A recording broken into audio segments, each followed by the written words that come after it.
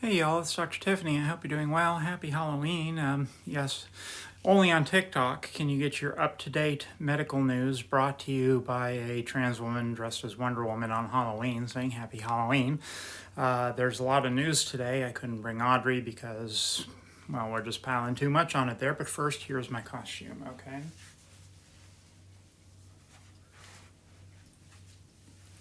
All right, now let's get to business. All right, so COVID around the world. Where are all these variants coming from? People ask me all the time. Well, and what scares me on this?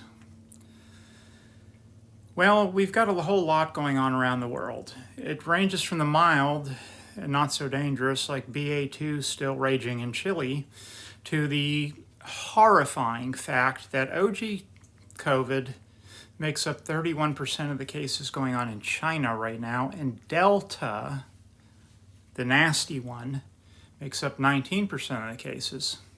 You know what's really near China? Singapore and Bangladesh.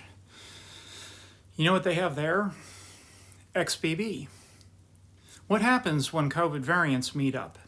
They seem to inevitably trade genomes. So, well, we have stuff like this going on. This is how we get things like XBB Delta hybrids. Like XD, I guess you would call it. We get things like that new, the BQ11 that's going to cause a wave over here that's 30% deadlier. I wonder how much deadlier XD is going to be if that actually forms. In Ukraine, there's a brand new variant too, BA5.2.6. That one's also in the US, but it started spreading in the war-torn areas of Ukraine.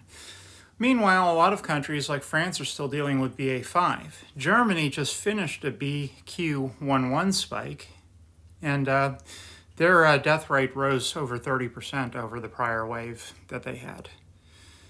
So this is where these new variants are coming from. Why? Because there's so many of them.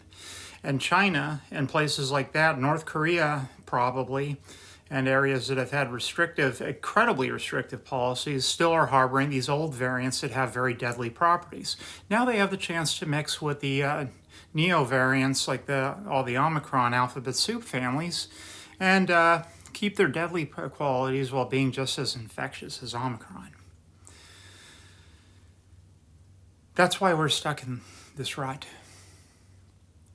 Remember, the one thing that does actually consistently stop the bad things from happening is a vaccine.